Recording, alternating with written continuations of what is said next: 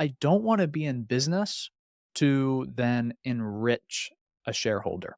That it Hmm. just seems like you're now setting up all of your goals in order to hit a target, which in many cases I think is moving and maybe unrealistic. But now your objective, once you raise money and have shareholders, is to increase their return. That's not what I'm trying to do here. Like, I have no interest in doing that Right. as I'm setting out to build a business. I think the reason that you don't see democratic values, at least in multinational corporations or large American businesses, is because they are set up to really enrich those shareholders. So the stakeholders, the employees, and the customer base don't have a direct voice at all. I think you'd have to change both parts of that in order to shake things up. And I do want to say I agree that the idea around this, I believe, would improve retention. I'd love to see studies around that, but Hmm. being able to retain talented employees by giving them more of a voice over who their boss is, that sounds very appealing to me.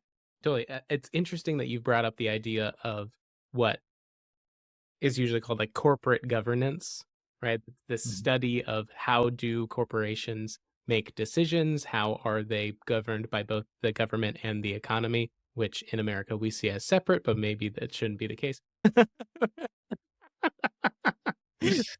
But I digress. The the whole concept is that right now in our economic model, we see a shareholder and that ownership as attached to voting rights.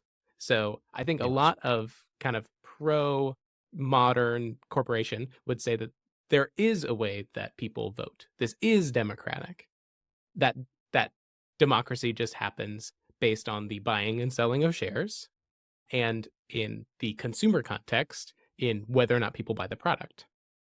Where this obviously breaks down is that ownership is dependent on financial capital, and the whole system of financial capital is not a very good one in terms of distributing gains equitably.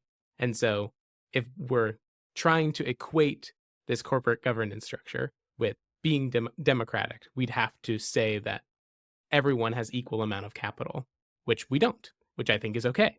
The difference is just very important to make that what we're talking about when we're talking about ownership and control and voice is regardless of any other standing other than the fact that you are part of this institution and you provide value to this institution and we see that value, we're going to give you a vote in how this institution is directed. And I think that's really important and interesting. Retention aspect is cool. And there's some other stuff that I think is interesting about what you can do with representative democracies inside of companies. But before we talk through all that, I want to know from you, Henry, as you're thinking about being more of a traditional sole proprietor, you're building a business not to scale and exit. Is this a factor or a consideration for you at all in the stage that you're looking at? Do you think it helps you attract people to the mission? Do you think it helps you think through product decisions and work with customers? What do you think the benefits trade-offs are of doing this in such an early stage? Yeah, I think implementing something like this does take extra effort, right? I want to call that out, Totally. right? Doing a top down approach to starting a small business, that's the path of least resistance. Socially, historically, individually, Legally, profit financially. from that path is something that I'm curious to do. But again, the big hang up is like, what things are voted on? Is it what should the company colors be? Like, is it a branding decision? I don't know. Is it like, how are we going to market? What channels are we going to use to promote this? Mhm. Those types of decisions, maybe they should be put up to a vote once you have a decent group around you, that founding team. Right. It really depends on who the experts in the room are. I'd like to pose a hypothetical. Please. So, this is a challenge to democracy, and I think there's some interesting responses to it.